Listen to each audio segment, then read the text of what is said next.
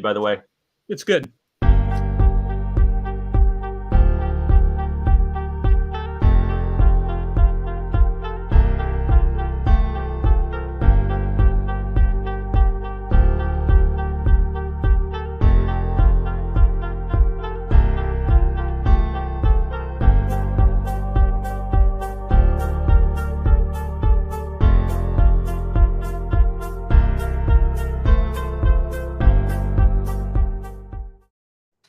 Hello, everybody. It is Saturday night at 9 p.m. Central Daylight Time, where I am currently located. I am Chris Weave. This is Starfleet Tactical. Those of you who've been watching have noticed that this is what it looks like when I'm doing stuff for my brother's house. What you haven't seen recently is my brother. This is a rare occasion of me actually being at his house and him actually also being in town at the same time. That hasn't happened the last couple of times. I have Pat with me. Pat, good to see you. Haven't seen you in a while. How's it going?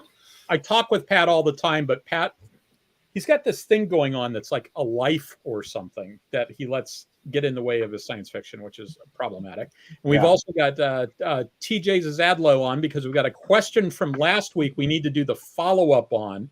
And Lissa is here behind the scenes. So we sort of kind of got the band back together, which is fantastic. Hello, Lissa. But I do want to start off with something before we're gonna answer a question. Logic's Finest last week asked when TJ and Rob Davidoff are on, what they thought of the show For All Mankind. So TJ and Rob are award-winning alternate history writers. There's an alternate history website. They got an award for their space-oriented alternate history, like real space program stuff, the road not taken type stuff, and they got an award for that. And so, like, they're experts in this. And they got asked a question by Logic's Finest about For All Mankind, and we said we'll cover that at the end of the show, and then we forgot to. So I invited TJ back to cover that. But before we get to that, Pat, Sir.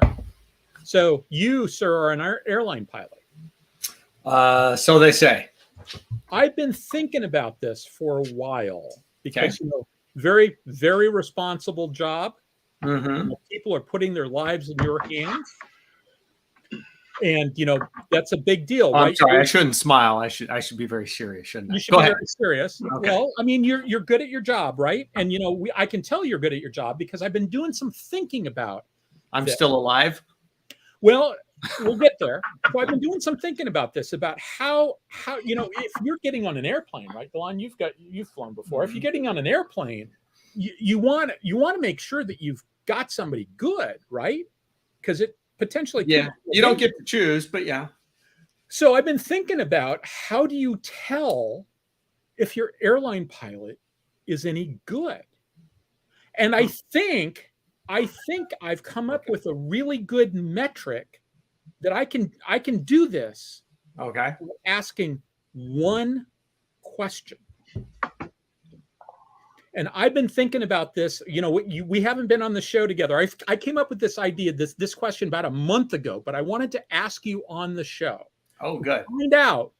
I think that you're probably a really good pilot, but I've never flown with you. So, but I figured I could ask you the one question that I think would be sufficient for me to be able to tell if you are a good pilot or not. I am awaiting with bated breath. So you're ready for me to ask this question? Sure. Okay, so the question is, have you ever, even once, crashed your airplane, killing all of your passengers? Not even once. Not even once? Not even once. You're willing to go on the record for that? I can go on the record. Nobody has died on any aircraft I have flown. Oh, wow. That's even better. Because, the question I answered, he could have killed like half of them and he still would have made the cut. No, I am 0 thus far. Okay. Hope to keep it that way. As a matter of fact, plan to keep it that way. Because hope is not a plan. So I should plan to keep it that way. I should point out for the record that not only is Pat, I know that Pat's a good pilot because I know exactly how seriously he takes his job. And I also know that his airline has hired him to be an instructor. So his airline thinks that he's a good enough pilot that they let him teach other pilots how to be pilots. So But in any event, I'm not joking when I said I've been waiting a month to ask you that question. Can I throw in my 2 cents? Yeah. I would say that Pat is actually a good sport because he's putting up with this crap from him. Yeah, Pat's kind of used to it. So tonight the plan is Pat and I usually have a little bit of a conversation, but we didn't do that. We're going to start off with TJ, and we're going to talk a little bit about For All Mankind. Excellent. It's a great show. Yeah, TJ and Rob and I had a long discussion about it. And then we need to talk about your game, and we need to talk about Strange New Worlds. So think about which one of those you want to do first. Sure. Sounds good. So TJ, the question from last week was what you and Rob thought of For All Mankind. And like I said, we had a long conversation afterwards, and I generally found the show interesting, but I also had concerns, but you, I think, have even more concerns. Probably. First of all, full disclosure, I have not actually watched the show. I'm sorry. I just realized I forgot to do something. I don't speak for my employer. I don't think Pat speaks for his, and I know, and I'm pretty sure the Weaves don't speak for theirs. Yeah. Okay. Do you speak for your employer? No. Okay. So now that we got that out of the way, nobody is speaking for their employer in this regard. Delon, do you think that the State of Iowa Auditor's Office has an opinion about For All Mankind? Strange New Worlds? I find it unlikely that my boss is familiar with it. Okay. All right. Okay. All right. Back to you, TJ. So I am approaching this entirely from having been exposed generally to particular aspects of the show through both the broader pop culture and the space AH subculture that develops online. Rob being sort of the in some ways the grandfather of the modern space AH, the modern amateur space AH, as opposed to like Stephen Baxter's professional work. The issue with For All Mankind is that they very much have picked things because they think they're going to look cool. Yeah.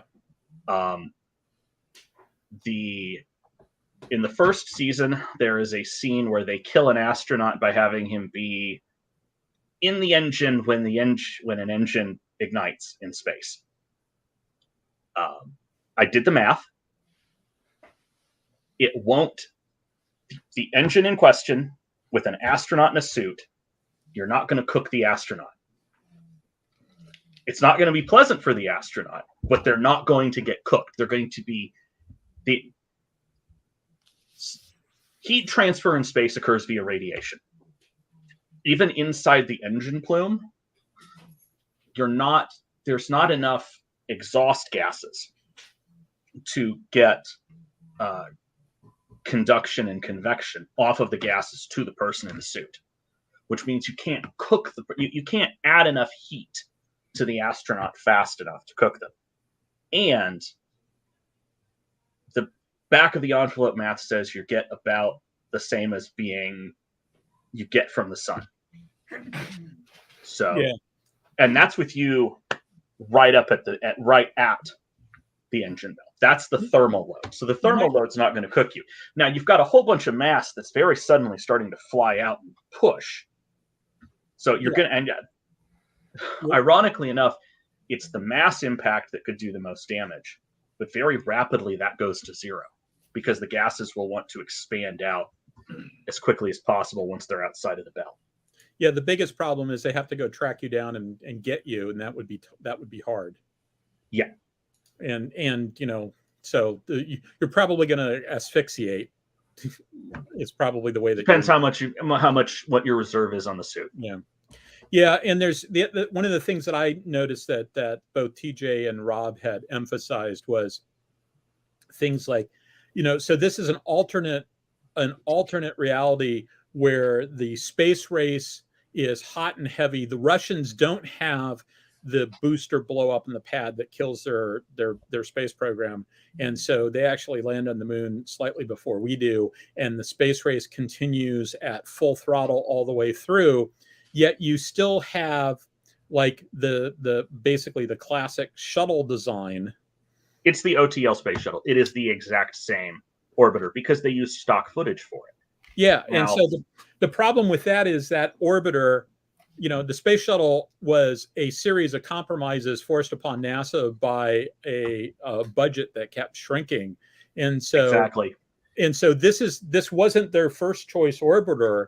This was their 75th choice orbiter. The orbiter that got selected and got built with the external hydrogen oxygen tank and the solid rocket boosters was selected explicitly because it kept the peak funding down. Not only did the executive branch and Congress put a cap on the total funding for the program, they also put a $1 billion per year peak funding cap, which meant that certain options, such as a 2-stage vehicle or a 2.5-stage vehicle where you've got a reusable booster and drop tanks, just couldn't be accommodated inside the $1 billion per year gap. I could forgive some of that if the show didn't turn around at the end of the first season and show an absolutely horrible rendition of Sea Dragon being launched. Sea Dragon was a product of a naval officer, Robert Truax, in the 1960s. His idea was that if you make the rocket big enough, you can get away with using construction techniques more similar to that of a shipyard than an airplane factory. Yeah. So this was the sort of archetypal big dumb rocket. The idea behind BDB, big dumb booster. Yeah, big dumb boosters. And the archetypal idea behind big dumb boosters is instead of right now, most things end up being optimized for performance over cost. And if you optimize for cost over performance and then just make it as big as you need to buy the performance back. Right. Sea Dragon, there are numbers that are out there for Sea Dragon's cost for payload that are very, very attractive. The problem is that unless you dig in and read the reports, and 2 of the 3 volumes are available online, of Truax proposed it, NASA said, I don't remember what aerospace company NASA handed the design to and said, here, evaluate it. The evaluations came back and said, yeah, you can hit those cost targets if you're flying it 10 to 20 times a year for a decade. That's the only instance in which Sea Dragon makes sense. Because Sea Dragon also has an R&D budget that's comparable to what got spent on the space shuttle. Yeah. So if you're trying, if you instead put a space shuttle at, say, a $2 billion a year cap, even if your total spending is $8 billion instead of $5 billion, you can come up with a space shuttle that looks radically different and can still perform all of the missions that you need to, that they do in For All Mankind. And then because of this in For All Mankind, you get such silliness as the space shuttle being sent all the way to the moon. Now, I've read the paper on what you can do with a space shuttle going to the moon. And the answer is it's not good. Yeah. It doesn't really work from a perspective.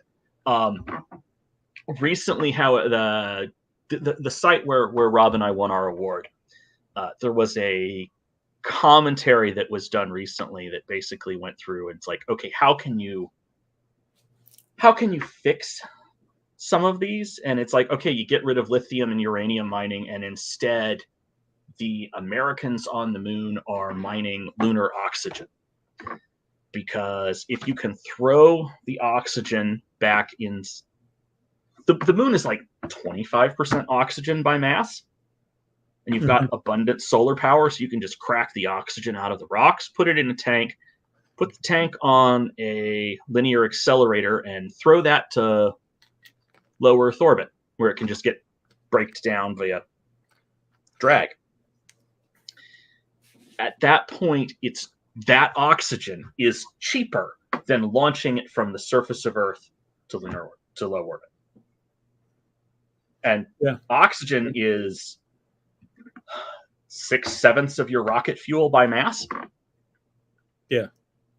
So it starts open. So if the U.S. has that, well, now the Russians have to be concerned because the U.S. just put a rail gun, kind of a slow reacting one, but a giant rail gun up on the moon. That would have been a much better approach. And even if they were, the other thing with Sea Dragon, their renders of it are bad. There are cross-section markers on the diagrams for Sea Dragon that got turned into RCS quads. The engine plumes are sort of the wrong color, and the whole rocket, for the dramatic reveal at the end of the first season, is sitting way down in the water. Sea Dragon's second stage is full of hydrogen and oxygen.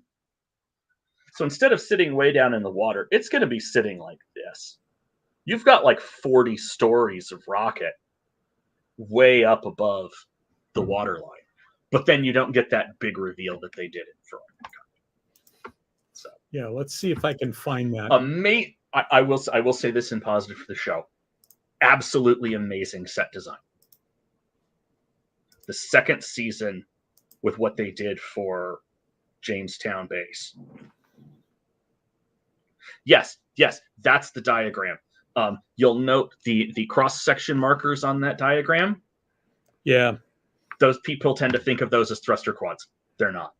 No, they're just cross-sectional markers. Because it came out of something else. Right.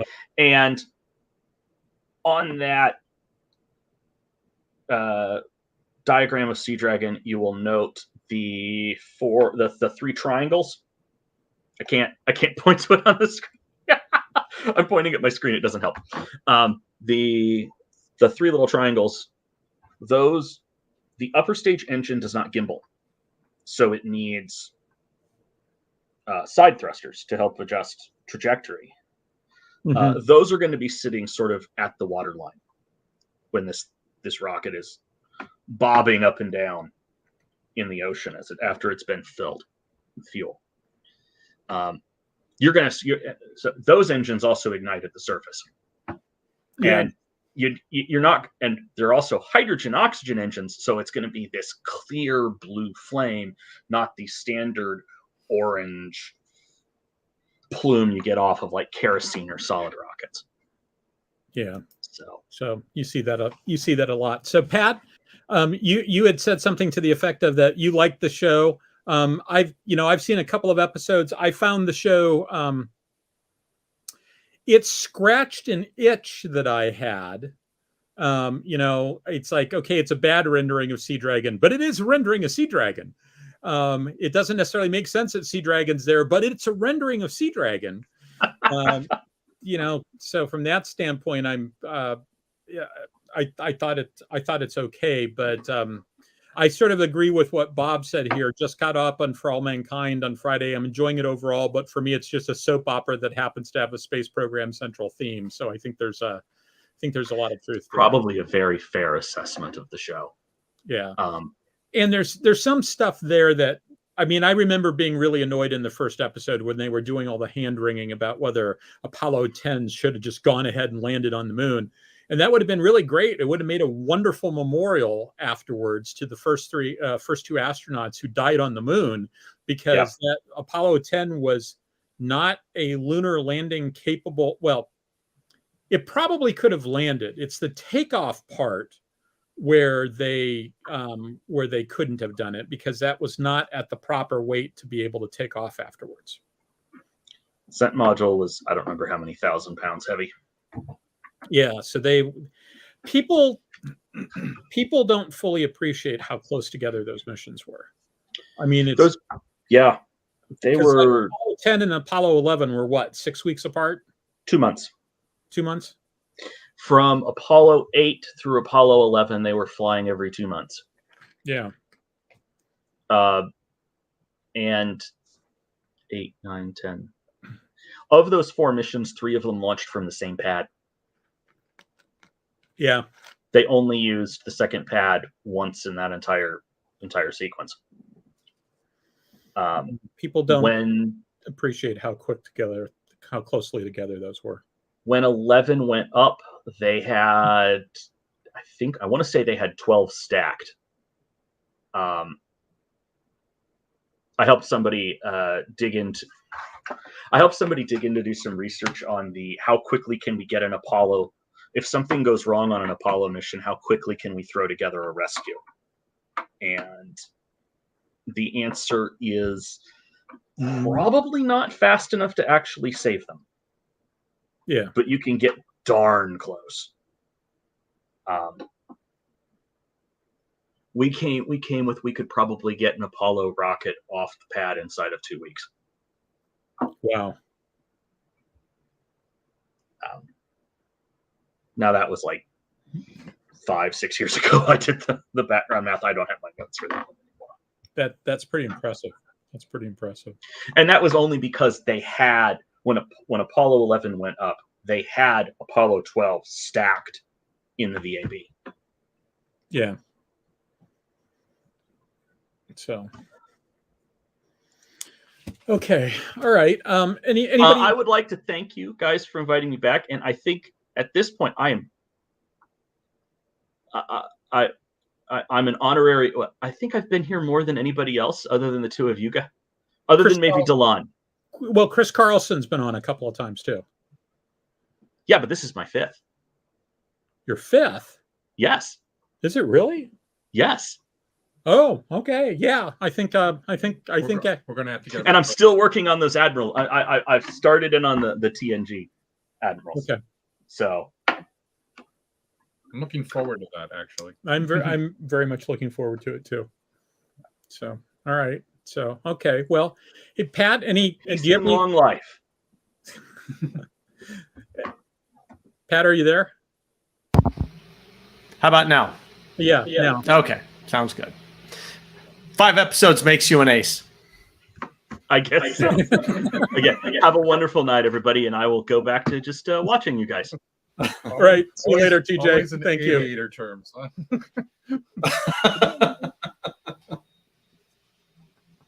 Okay. Let me remove him so we don't just see the black screen there for a while. So what have you been up to, Pat? I have diligently been working either my civilian job, overtime when I can, doing stuff for the Navy, and trying to get a game published. So roughly in that order, but not necessarily. And you know, not piss off my family to the point that they get tired of me. You've got a game that you've been working on. Why am I just hearing about this now? I know. It's just the first time. So do you want to talk about the game next? Sure, we can talk about the game next. Yeah, that's fine. Sure. Absolutely. Okay. So, and I just sent you an email. So it'll have, I don't know if you can put it in the show notes or whatever, but it'll have all the links and stuff like that. So it's already in the transcript. I put the link to War Game Vault in the transcript. In fact, Perfect. Hold on just a second. Let me do the share thing again. Share screen, window. Ta-da! So there's the cover. Oh yeah. And that is on. Oh. I got to click up here. Why is it not going away? Come on, there we go. It's on Wargame Vault. So if you just go to wargamevault.com and do a search for Star Force Commander, you can find it. Actually, go to the homepage real quick. This was kind of, I just pulled this up. And yeah. I noticed that too. If you go to the homepage, ta-da, number 4 in the list. Yeah. So I don't know yet what that means. It maybe means I've sold, 3 copies of selling titles. Yeah, it's under best-selling title. So congratulations. so far so good. So, And you haven't sold one to me yet. it's available for everybody to go get it. No, but if you look in the upper right hand corner, you'll see that I've got 8 things in my cart. Okay. And so tomorrow is gonna be the day where I go ahead and execute on that and download all the different things, because 8 things in the cart does not mean 8 things to download. It means, because some of those are bundle packages. So Okay, gotcha. so it's a production. So I just haven't gotten around to doing Well, you that. got to make sure you put them in the right file where you'll find them again and all that good stuff. Yeah, but I'll note for the record, the game is in the cart. Oh, outstanding. It is, Well, thank it you is very in much. the cart. I just haven't pulled the trigger on the sell yet. So from a good design perspective, what was tell us a little bit about your design philosophy. Tell us a little bit about the type of design decisions you were making and what you're trying, Okay. what are you trying to accomplish with this game? Why do we need another tactical space combat space game? Why do we need another one? I wanted it to. So in many of the other games that I've played, and all fine games, by the way, so I'm not criticizing them and enjoyed them tremendously. There were certain things that took a long time, and I was trying to, I don't know, create incentives to minimize some of those things, and specifically in some games where, okay, it's my turn to move my ship, and it's I move my one ship, and then you move your one ship, and then I move my other ship, and then you move your other ship, and that gets repeated however as many times are necessary throughout the game. But what happens there, I think, is that it really is, I agonize over what to do with my ship, and then it's your turn to move, and you agonize over what to do with your ship, and then we finally get to move it. And so sometimes that ends up taking a long time. And I guess one of the other things is just trying to make fairly streamlined, game mechanics so that it moves pretty quickly and that you can get a game done fairly quick. But for me, it's important that there are tactical trade-offs, that for every decision you make, you're giving something else up. So you've got to balance, in this particular case, you're balance maneuvering with shields, with sensors, with weapons, and hopefully you come up with the right mix to beat your opponent. Okay. Some other space games tend to, they don't, either firing arcs don't matter or shield arcs don't matter. And in some of the early things we did, we talked about shields, right? You got shields on different sides. So maneuvering matters, so that if this shield, your front shield gets damaged, you turn in a different way. So you're presenting a different shield. And so you're maximizing your ship's survivability while hopefully also maneuvering for weak spots on your opponent. So I wanted maneuvering to matter. And then, as far as energy allocation, if you can count to 8, you can pretty much make the decisions you need for your ship. Yeah. Yep. I can go all the way to 10. You too can do it. Yeah. And I try not to get beyond 10. And so it is, and so basically, you've got about 8 points of power. And what you're doing is you're just putting an emphasis on, for each point of power, you're applying essentially emphasis on weapons or maneuvering, shields. You can, so your ship has different functions. You're applying emphasis to different functions, whichever function you think is necessary for your ship to win on that one. And so by trying to have it fairly streamlined and the mechanics of running your ship, once you learn what you're doing, it's not that much of a stretch to have 4 or 5 ships that you're managing, a little fleet of 4 or 5 ships that you're managing. And, and then you can get that done in a reasonable amount of time. And you don't need an accounting staff. You don't need a legal team to interpret the rules for the game. It's all fairly simple. So I don't know. Does that answer your question roughly? Yeah, I think so. I know that you made a few last minute changes. I believe Chandler described one of them as being Chandler or I can't remember. One of us described it as being a bold move that late in the design process. Yeah, I was thinking about that. Like, Was that a compliment or not? Depends on whether it works or not. Depends on whether or not it works. Yes. So in particular, he went from 8-sided dice to 6-sided dice, like right at the last second. Here's a pack of the 6-sided dice and stuff. So got customized dice. So that's one of the challenges with the game as far as like the production, because dice can be expensive, and the game works best if you've got about 16 dice. The idea is that instead of having a whole bunch of charts and tables you got to look up and dig up, it's pretty much all on the dice. And so by having quite a few extra dice, you save a lot of the game time. You're not looking at charts or anything like that too much. So at least it's minimized as much as I can. So, but yeah, at the last minute, we ended up switching from 8-sided dice to 6-sided dice, because at some point I got, the good idea fairy showed up, and I started doing a little bit of back of the napkin math. And I realized that even if I switched it to 6-sided dice, it did not change the percentages of any particular event by much, not by much more than 4%. And then I started realizing, and in some cases, it actually altered the percentages in a way that I thought was actually going to be favorable to the game. And then I started looking at the price of 6-sided dice compared to 8-sided dice and customized dice and all this kind of stuff. And suddenly all the supply chain stuff got easier with 6-sided dice, and the cost was far, far less. And since my game is a dice intensive game, I decided that since it didn't really affect gameplay, and actually I think it changed some percentages to improve gameplay, less cost, better gameplay. So seemed like kind of a win. And once I started playing around with it and got deeper into it, I was pretty sure this was the right choice.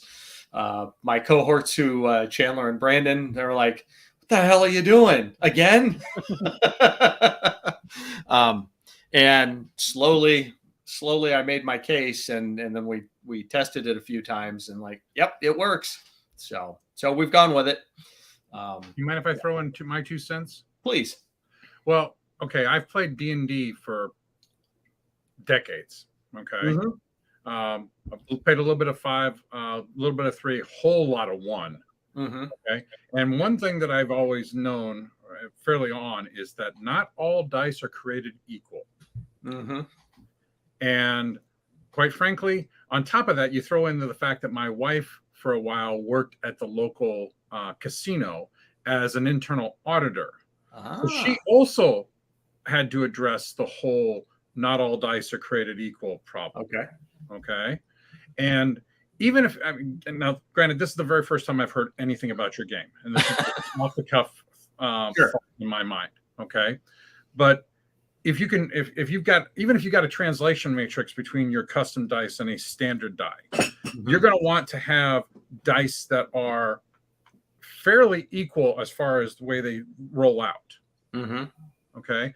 You're not going to get that as much with, say, some of the, more unusual dice like 8-sided and, I'm trying to think of another. 10s. 8, 10, 10s to a certain extent. 12s are a little bit more stable just because of the number of sides in place. Yeah, 12s are pretty stable. I mean, so, as Pat's heard me say ad nauseum, usually in the form of, I don't understand why you're not using 12-sided dice. They're clearly the best dice ever. I'm a big fan of 12-sided dice. They're my yes, I have a favorite die. My favorite die is the 12-sided. So, well, but my point came back to the point where a 6-sided die, in my opinion, and by what little I've heard from other people, you're going to get a more even rollout on a 6-sided, 12-sided, mm-hmm. Mm-hmm. and stuff like that than you would, say, an 8 or some of the other ones that are a little more oddly shaped. Okay. Yeah. And, one of the things we were, what I was trying to do, and I was trying to balance things out a little bit, because the 8-sided dice meant that, we had quite a few because of the way they were laid out.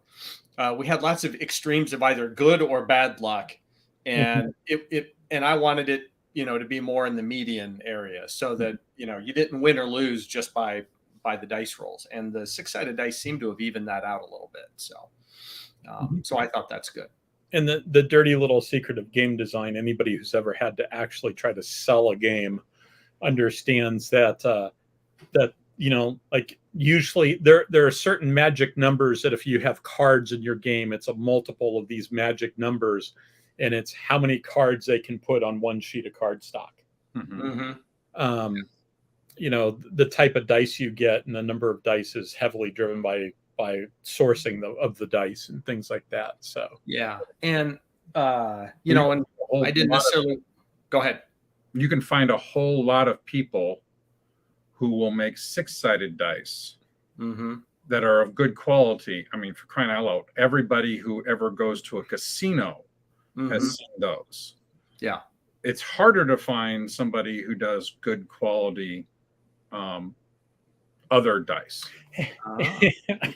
Hence why it was so much cheaper to get the 6-sided dice, and it solved all the supply chain issues. Yeah. But I'll bet you were able to find a hell of a lot more people who could make 6-sided dice than you would when you instead of 8-sided or whatever other one. It's easier to source fully customized dice.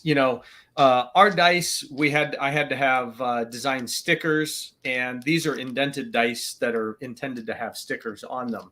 They're 1/2-inch dice, so they're a little bigger than my preference. They're not the smaller 16 or 17 millimeter dice, but they ultimately work. They do the job at a very low cost. And it's interesting to get fully customized dice where they print it on the dice for you and everything. You're looking at $2 a piece, and that's if you buy 10 to 100 of them. And $2 a piece times a whole pile of dice gets real. That becomes most of the cost of the game. So, whereas when you can get it to 22 cents per dice plus a few more cents for the stickers and stuff, suddenly that makes a lot more economic sense. And like you said, the supply thing certainly much easier. Yeah. Okay. So, well, you'll all probably be hearing more about the game going forward. I haven't had a chance to play it in a long time because Pat and I and all his game materials have not been in the same location at the same time. I guess it's been a couple years. Last time we were in Richmond in 2018, I think. So was it that long ago? It might very well have been. Yeah, it was been working on this for 5 years. Yeah, and it was pre-COVID. So wherever it was pre-COVID. So because I think I've seen you a couple of times since then, but we haven't had a chance to play. Yeah, that's right. So we need to do that. You know what we also need to do? What's that? We need to talk about Strange New Worlds. Absolutely. Let's hit it. Okay, so Pat, I believe, has seen every episode so far. I have. Delon has seen every episode except episode 9, if I remember correctly. That is correct. That's fine. I have seen 4 episodes, but my memory is the freshest because I saw them all starting at about 3:00 today. Cramming for the test.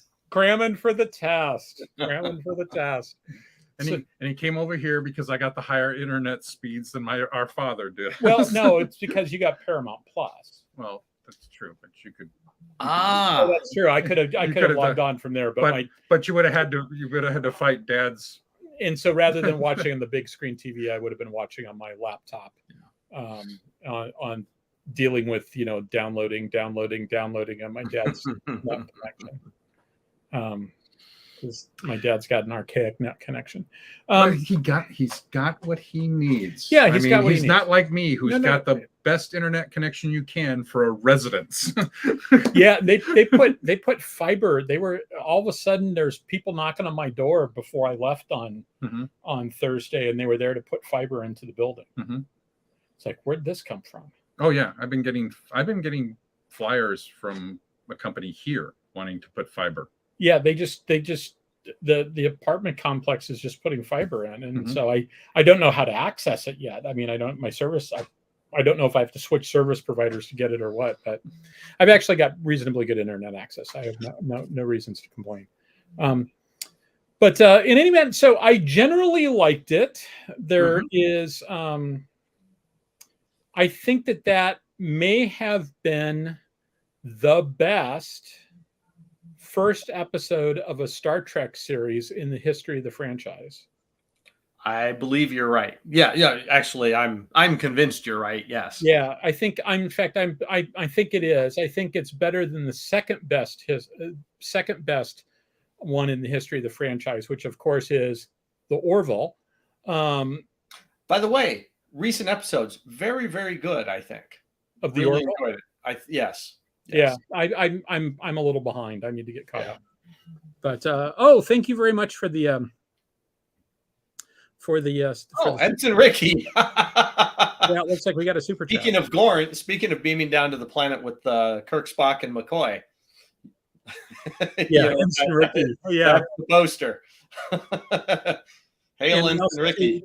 And I see that Stogie's on too. So hello, Stogie. How are you? So I generally liked it. I'm still trying to figure out why, when you go deeper into the gas giant, the lower decks had such a greater problem. They had they said lower decks, so we had to evacuate the lower decks. It's like, why are you evacuating the lower decks? Well, because that's where all the water comes in, right? Yeah. Exactly. My point exactly. And I thought it was pretty good here and there. I like what they're doing with Anson Mount, and him sort of agonizing over what's going to happen with his character, right? He's seen the future. He knows that it's bad. The fact that he just lost it when he met one of the cadets. So we're talking about episode 10 right now. So we skipped right to episode 10. There will be spoilers in this in this discussion. So please, if you haven't seen 10, come back, rewatch us on YouTube afterwards. So this is your final warning. Yeah, because it would be a shame if we if you didn't know that they all die at the end of the season. Oh shit! Did I say that? So riddled with spoilers. Totally and completely riddled with spoilers. The spoilers are just going to keep on going. Let's see. I'm trying to think what there is to say about the earlier episode. Episode 10 might even be my favorite Star Trek episode ever. I had just a giant grin through, as I was watching the first few minutes of that, the first half of that episode. I think that's probably my favorite, because here's my bottom line. It combines two of my very favorite episodes, Balance of Terror and Yesterday's Enterprise, and kind of melds them together. Yesterday's Enterprise is my single favorite episode in the entire franchise. The metric I always use on watching Star Trek movies is, would I rather watch this movie or would I rather watch Yesterday's Enterprise twice? Yes. And if the answer is I'd rather watch Yesterday's Enterprise twice, then I don't watch the movie. One of the things that I noted while we were watching it, because when we saw it a little while ago, it was the very first time I'd ever seen episode 10. Yeah. And we sat there basically having some fun where it's like, I'll just die if Spock says something to the effect of these people are, how did it go? If the Romulans are an offshoot of my Vulcan blood, and I believe that they are, then we have plenty to worry about, or something to that effect. Yeah. And then 30 seconds later, he says it, and we kind of look at each other going, mental high five. Yeah, and I like the one. I think I even included it in a text to you where Spock says something like, "If we go deeper into this, we'll all die. We'll be crushed." And he goes, "Yeah, we should go deeper." And it's like, that's not what I said. I've noticed one thing about Strange New Worlds. You just hit it on the head, that there's a lot more of the how can I put it, where somebody says something and Pike takes it differently and just goes with it. That's actually very much more reminiscent of the original series, I think, than it is of any of the follow-ons. Yeah. But so I believe in that one, what that did was spike Pike's idea, or going deep enough that he was gambling that the Gorn would get crushed before he would. Yes, and that's ultimately what it came down to. But it's the sort of thing, I think, that actually Anson Mount Pike does a better James Kirk impression than James Kirk, the actor who played James Kirk in that. And there are times, I made the comment to DeLon, there are times if you close your eyes and you listen to Anson Mount, especially when he's giving short sentences on the bridge, he sounds like movie era Shatner. I mean, his voice, I mean, it's like he's just sounded exactly like Bill Shatner there. I would tend to agree with him. Now, it doesn't apply with the original series because, in the original series, they always had to have that 1960s pause for effect. Yeah. And they don't have that in this show. No. I mean, he says what he's going to say, and sometimes he gives a kind of a snide look. It's like, did he just say what I think he said? And yeah, he did, didn't he? I think one thing the show doesn't really suffer from is, shows back then, or, most network shows, the story was kind of built around the commercial pauses in some cases too. Like you had to have a mini cliffhanger so that you'd come back from the bathroom and continue watching the show. Mm-hmm. There was a lot of that. And this show doesn't have to do it. And the other one is that this show can go within reason, as long or as short as it needs to go to finish telling its story. Yes. Which I also like. They're not constrained as much by being precisely some number of minutes. Which I would say would be an argument for a lot of the streaming shows, not just this one. Mm-hmm. Yeah, in general. So yes, overall, the season opener, really enjoyed it. I just thought it was a great show. The second one, I thought was damn near in a tie for the first one. I thought that was a really good show. The one, it's the Children of the Comet, or the Comet episode. Mm-hmm. Really enjoyed that one. I did too. And part of that, I think, for me, and Andy and I never got a chance to talk about this, but part of it for me, I think, was just that, he was going by what he saw, and yet, despite all his expectations, things still happened a certain way. And the alien was right, not Pike. Yes. So that was good. S. Myers here for episode 10. They totally should have had the actor who played the Strange New World Sarek play the Romulan commander also. I'd heard that before. Somebody else had said that. Yes, that would have been hilarious. That would have been just an awesome little nugget. I think what was the actor that played it on Discovery? Mark Leonard. Yeah. What's that? No. I know who played Mark. I know Mark Leonard. I just don't know who played it on. Discovery. Played him on Discovery. But anyways, that would have been hilarious. And I think that would have added just a nice little break of the fourth wall just to be funny. But okay. So there's the Comet episode. Really enjoyed that.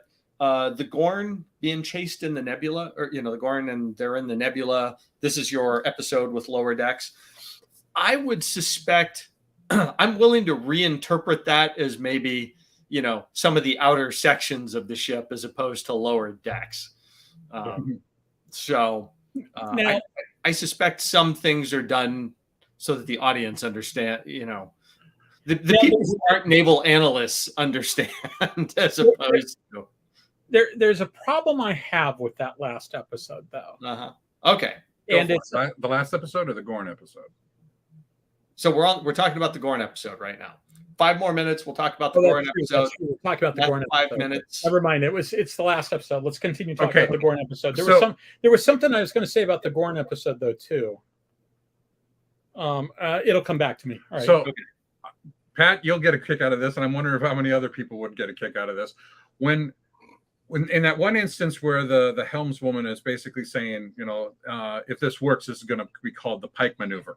Yeah. I would have loved to have seen Anson Mount go and pull his shirt down. I would have loved that. That definitely would have been fun. And Overall, you Go have ahead. you really have to be a Star Trek fan to know what that to would know mean. what exactly that means, what that's referring to. Yep.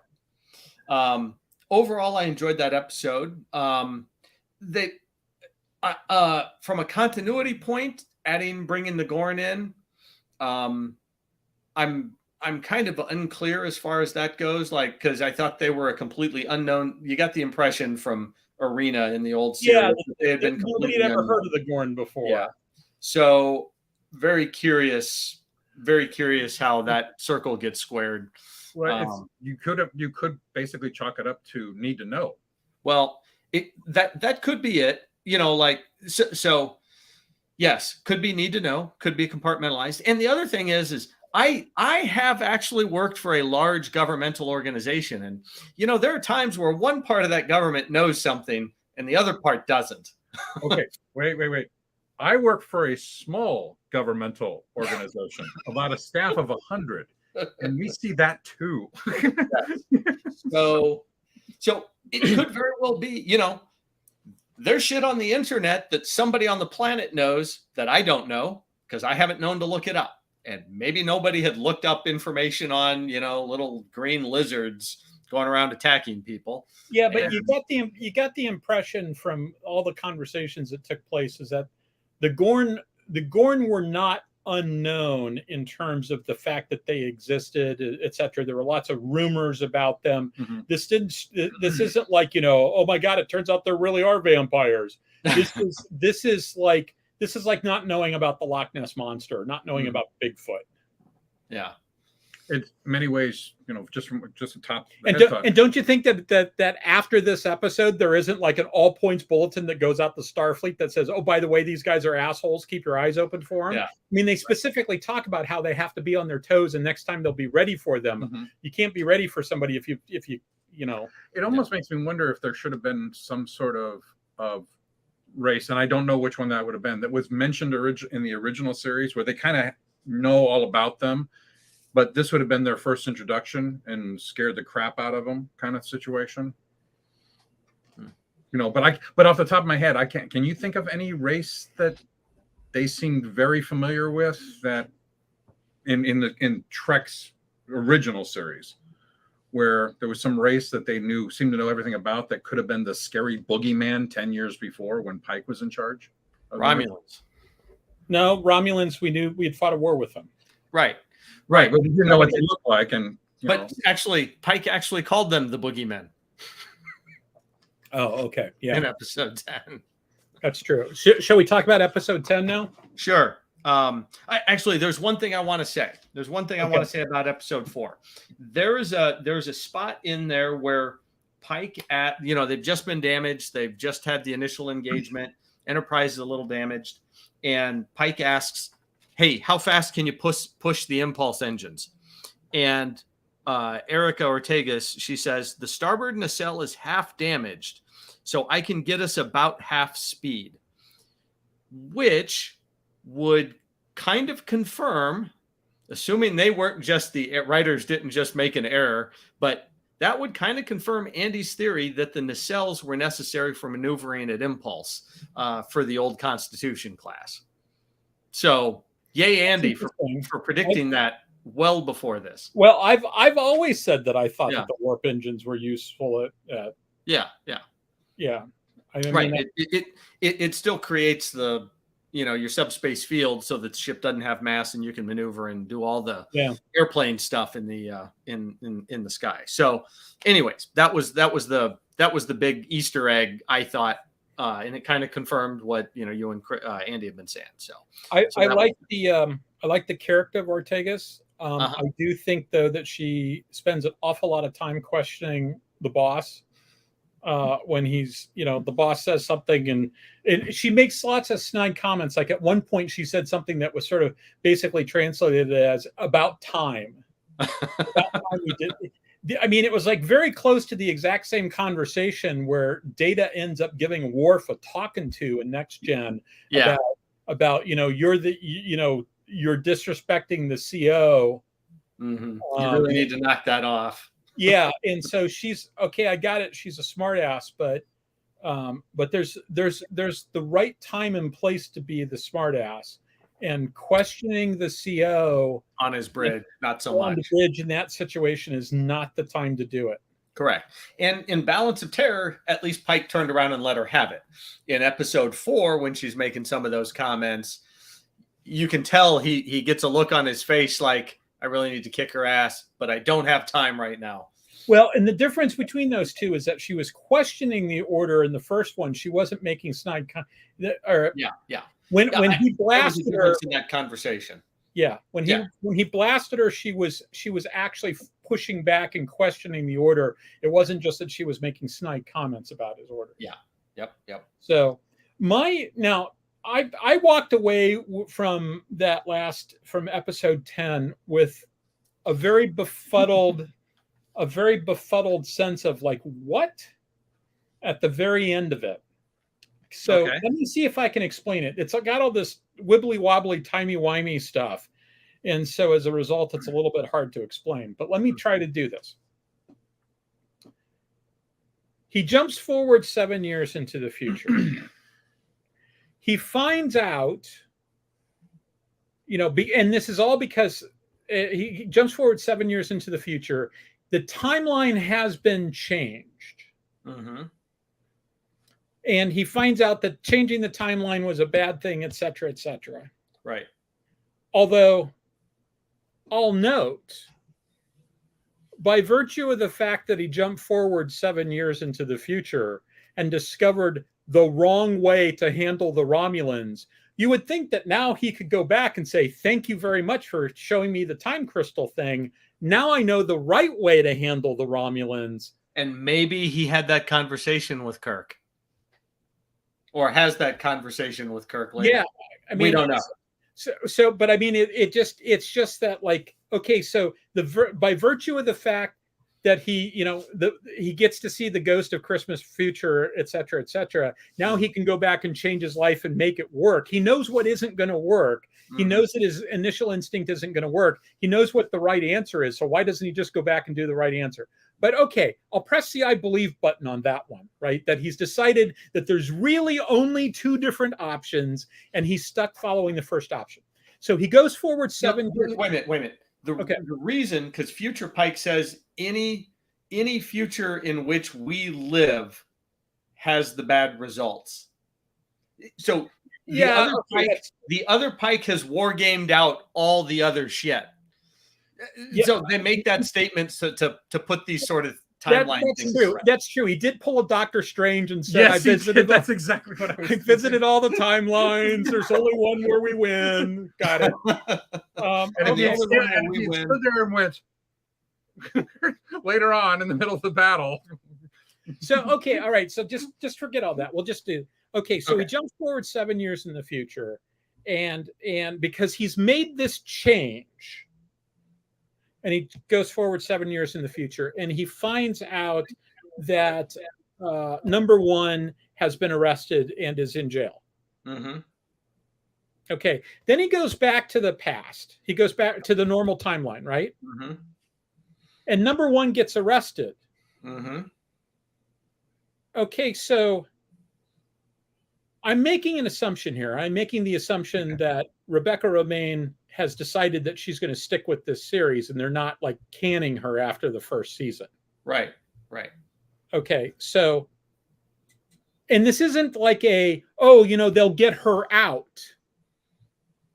In the timeline where he makes the change, she ends up in jail.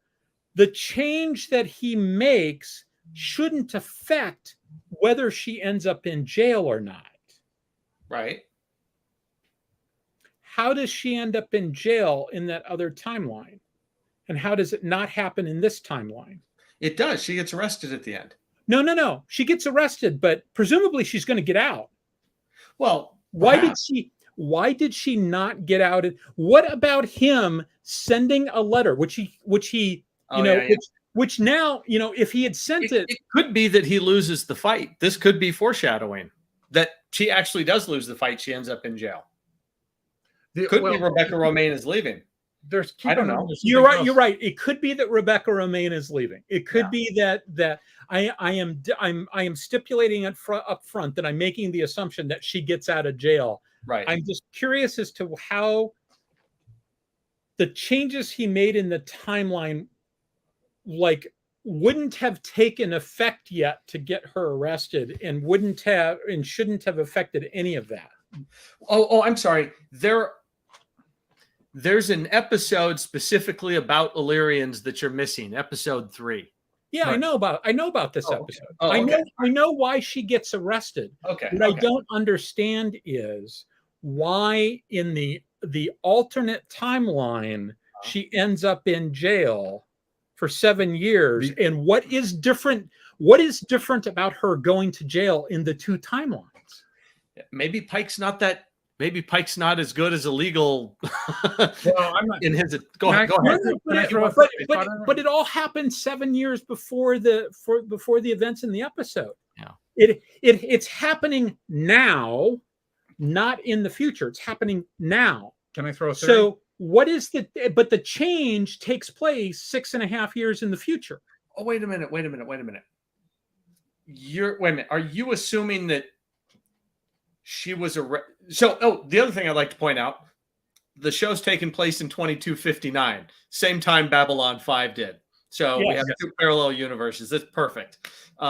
So that means 2266, she's in jail. So the question is, has she been in jail from 2259 to 2266? You know that. What's that? The comment's made that she's been in jail for 7 years. Yeah. Okay. So he wants to say something. So let him say it. He might have an insight. I throw a theory about this. Okay. One of the things that they established because of his conversation with Sam Kirk was basically James Kirk is a pain in the ass. And that, as he put it, something to the effect of, not only is he willing to bend the rules, he spends more time bending the rules than following the rules, or something to that effect. Okay. Well, Pike jumping ahead to the 7 years, he learned stuff here. And maybe one of the things he learned was, maybe I should take some more risks.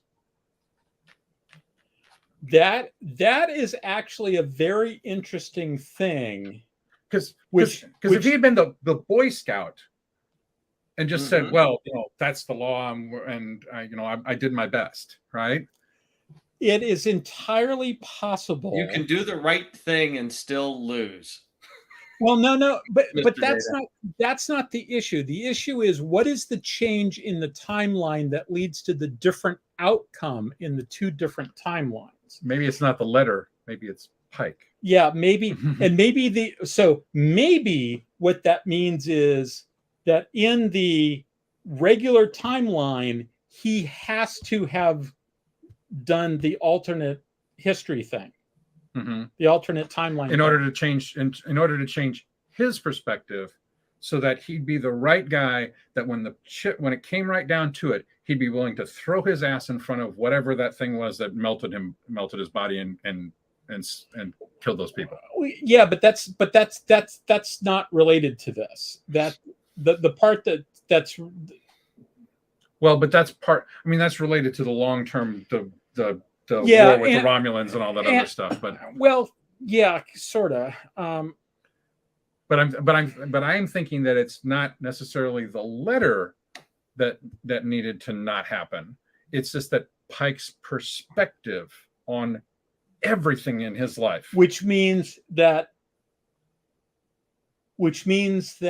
he has to have seen the future and done the jump through the future to affect things in the past. Well, he already which means it's not correcting the timeline, it's following the timeline. Well, either that or it's correcting it from the standpoint of, I mean, he had a glimpse of his future, which changed his perspective. And now they're basically doing it again to try to fix him. Someone commented, Pike finds a better lawyer this time. I like it. Well, I really think that Pike's probably more willing to do something completely harebrained. And this show is called Starfleet Tactical, not Starfleet Jag. Did somebody say that? No, I just said that. Okay. So Olive says, I'm confused. Are we clear that Una was about to get arrested regardless of Pike's flash forward? Yeah. That's the issue. What I don't understand is what about the flash forward changes that piece of it. And so I think the answer is that unless they've just totally dropped the ball, the answer is there is something about this sort of little loop he did that changes his perspective on something. And maybe at some point he goes, oh yeah, remember I learned the thing when I did the flash forward, and that will allow me to, make sure that she gets a better defense or something like that. I'm having a hard time figuring out what exactly that would be. That, the change he makes is he sends some letters that prevents an event from happening 6.5 years in the future. I don't understand how those letters or how the thing 6.5 years in the future changes a thing that's happening right now. Well, it doesn't. I don't think the letters keep the kids from being in the spot that we're right. But the implication is the possible implication. This is a cliffhanger. Maybe they've worked all this out. But my very first thought was, so let me get this straight. The difference between her going to jail and spending 7 years in jail is whether or not he sends these letters. How does that work? No, the letters have nothing to do with it. Clearly, it was all in motion. The events to arrest her were already in motion. Okay. Yes. Okay. Why does she end up in jail in the alternate timeline? For the same reason that she was doing it in the correct timeline. Okay, so she's leaving the show. Rebecca remains leaving the show because her character's been arrested and going to jail. Okay, she's gone. Perhaps, but I don't think she. But I don't think she's leaving either. That's my point. Right. What is it about sending the letters in the timeline where he sends the letters? She goes to jail for 7 years. And so I don't. What about not sending the letters means that she doesn't go to jail for 7 years? I don't think they're connected. They shouldn't be, but they apparently are somehow. Or if there's some connection. I don't see the appearance of a connection. Okay, so he doesn't send the letter. So he's, hey, I'm sending this letter to warn you, and then he goes, has a little flash forward, comes back. All right, delete the letter. Did the right thing. Okay. I go back to my bridge. I'm happy. But so even while he's talking about, even when he's thinking about the letter, there was already a starship on the way to arrest her. I'm stipulating to all that. We agree. Okay. We agree 100% on all of that. Okay. Yeah. Okay. So she gets arrested, and then she goes to jail for 7 years. Well, we don't know because we're back in our normal timeline now. Maybe but we do know. She went to jail for 7 years. She was still in jail. She went to jail for life. She went to jail. She went to bed, or she went to jail in an alternate timeline. Maybe he gets her out. Maybe he doesn't in the current timeline. What in the current timeline? What about the difference in the timelines is whether he sends the letter or not. The letters or not. Right? That's the change in the timeline. Okay. As to whether he tries to avoid this fate or he tries to not avoid this fate. What about that affects her legal case? I don't know. As this conversation is going on, I am becoming more and more I convinced. don't know either. I am becoming more and more convinced that it has absolutely very little to do with the letters. Yeah. But it was something that future Pike could tell younger Pike that this was something, it was the thing, it was the hook, it was the way to get him to do the jump and all that other stuff. Yeah. And then he gets up there and he learns that because this whole thing came down to, we really need Spock because Spock's going to fix this in the end, right? So you got Spock either way for this issue. Well, but my point is, the younger Pike has to learn certain. This is what I'm thinking. So he has to learn certain things, and one of those things is that to prevent the Romulans from starting a war, or from the ultimate solution, is to get Spock to be part of this whole thing. But maybe along the way, Pike also learns that, because he does a lot of not by the book stuff when the situation requires it. But once it's not a life or death situation where people are shooting at him and stuff like that, he tends to be kind of a Boy Scout about stuff.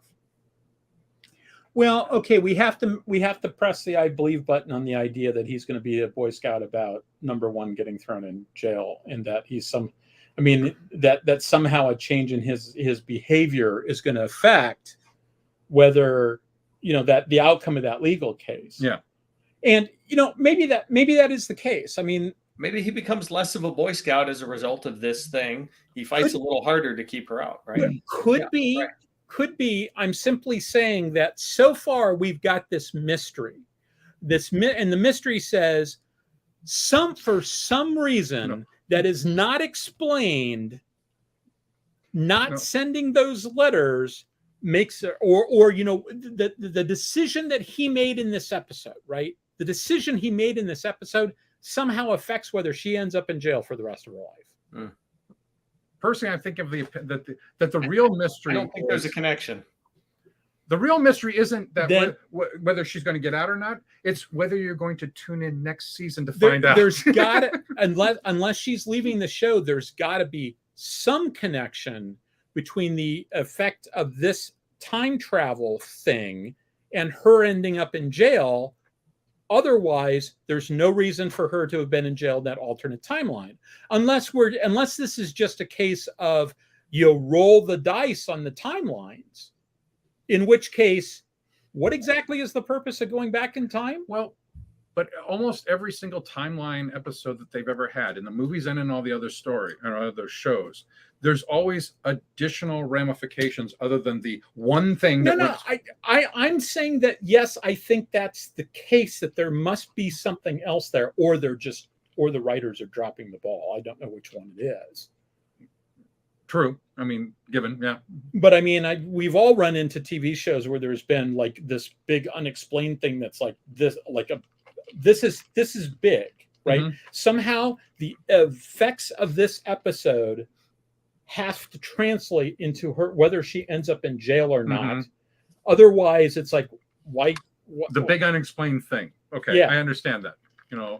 Because as soon as you said that, I was thinking, all right, the Great Machine on Epsilon 3 is a prime example of the big unexplained mystery. Yeah, that impacts everything. So it's like I don't see what the connection is, and I'm kind of curious as to whether the writing staff understand. Maybe this is a plan. Mm-hmm. You hope it's a plan. Or maybe there's like they forgot that they put something in there, mm-hmm. thinking, oh, it's a time travel episode, everything changes. Well, no, everything doesn't change.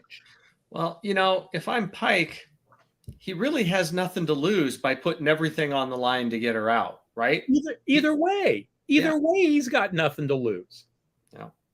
So I don't know. I mean, it's this.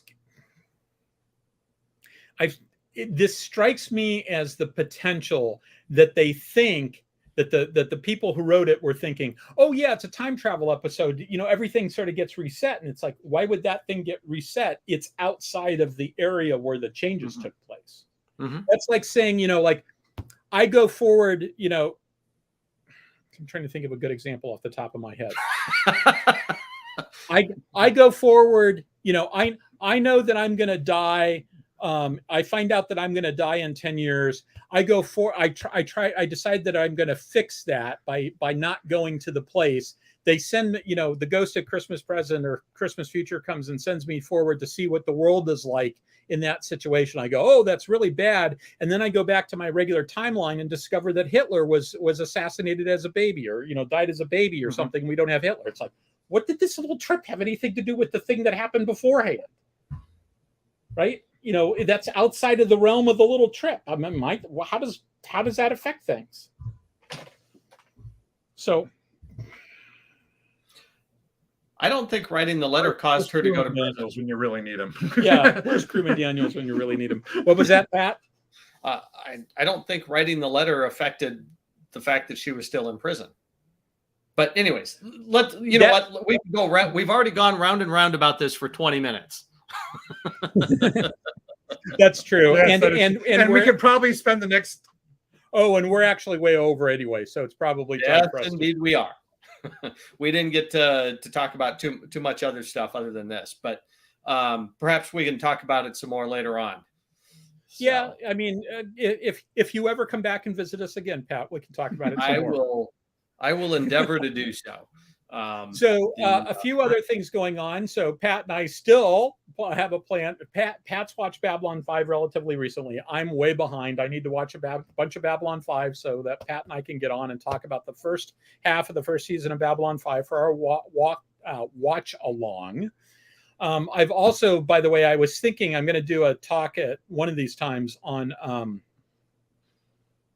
the difference between battle lines and battle groups,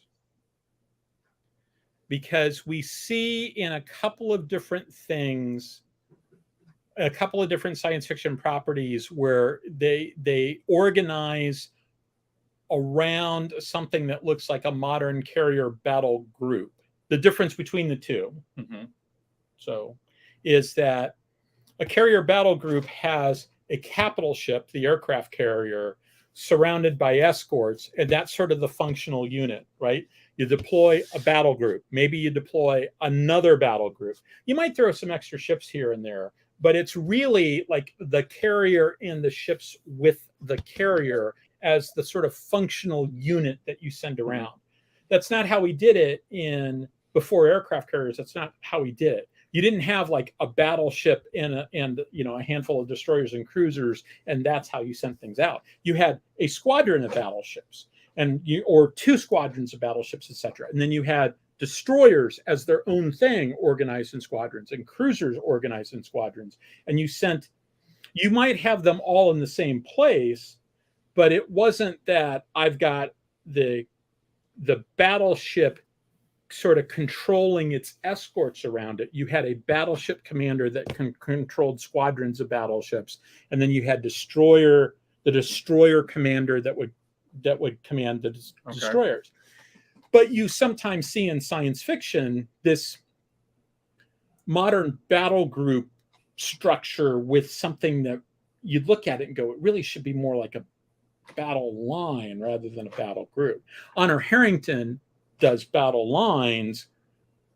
Gene Roddenberry's Andromeda does this battle group structure. Renegade Legion does this battle group structure. So on my list of things to do is to spend some hardcore time thinking about that and sort of do a presentation on it.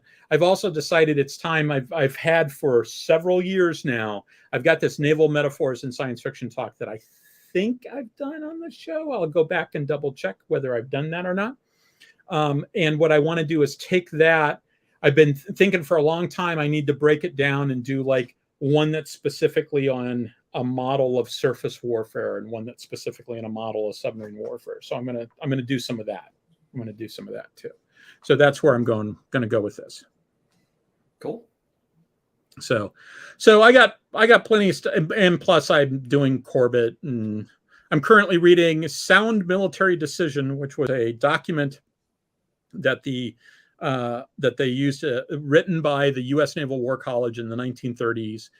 Basically, all the commanders of the World War II in the Pacific, all the naval commanders, went through the War College with the exception of like one flag officer.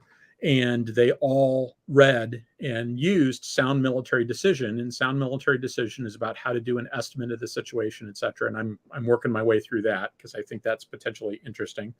And I've also read Richmond K. Turner's Naval War College lecture on how to think about strategy. And so y'all can expect those to be making an appearance sometime in the next, month or so. Cool. Sounds good. And Steve Ross, hey, thanks, Steve. Thank you, Steve. Can we talk about the accessibility of sidearms aboard ship in science fiction versus real Navy? Yeah, and there's actually something very, in the Starfire universe, they specifically talk about why sidearms are so prevalent, and that's because in a previous war they actually did have a lot of boarding actions, so they made it a standard practice that you wear a sidearm on duty because that turned out to be an issue once before. So when they actually had the Civil War breakout on all the ships, that made things very interesting. Yeah, except all that stuff would end at the first time you have an accidental discharge on the bridge. Yes, yeah. And it would happen. One of the things I actually kind of like about you see this in some of the next gen movies, that there's actually weapons caches all throughout the ship. And if you're in a situation where you think you might have to deal with boarders, which if you think about it, the world changes when transporters exist, right? You don't have time to go down to the armory to get weapons once transporters exist. Your shields go down. Like you may recall, there was that incident where they go, oh shit, our shields went down for like 5 seconds. And the immediate reaction was, we've got Borg on the ship. And until it's proven otherwise, we should assume that we were boarded during the 5 seconds the shields were down. Yeah. And so this isn't a stand by to repel boarders, go to the armory and draw weapons. This is, oh shit, there needs to be a gun nearby. Yeah. Yeah, you get the distinct impression that like they're under the consoles. there's phasers under the consoles and stuff. They walk over to a wall panel and push a button in it, and it flips around, and there's recesses there, and there's start an pulling episode of phasers DS9.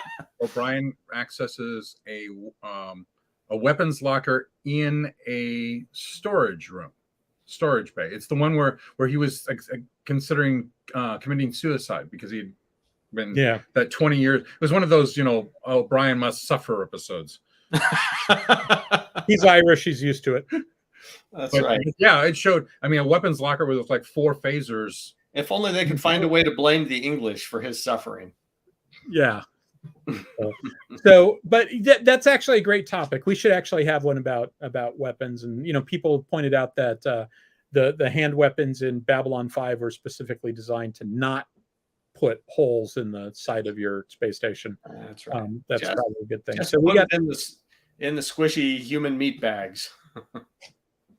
And Wright talked about working aboard his ship self-defense force, and the ship as a gunner's mate. Maybe this is a good excuse for us to have Wright on the show. There you go.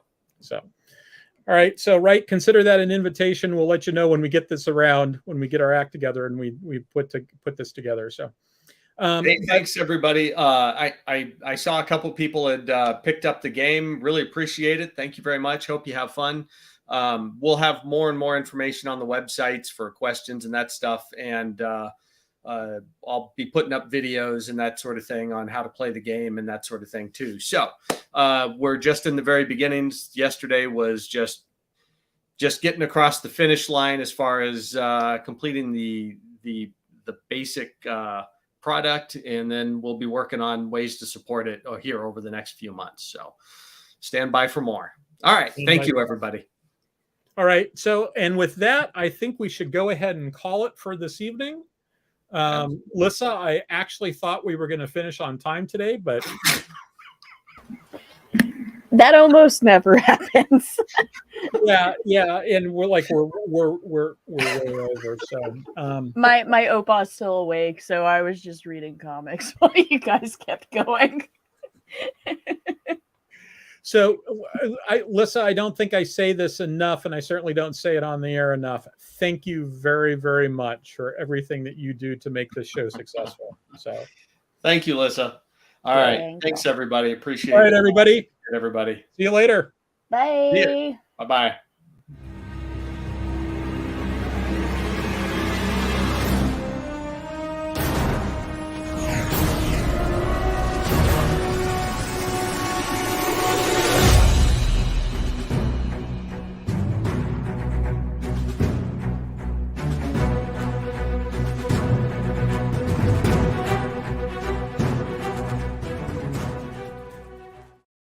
It will go on.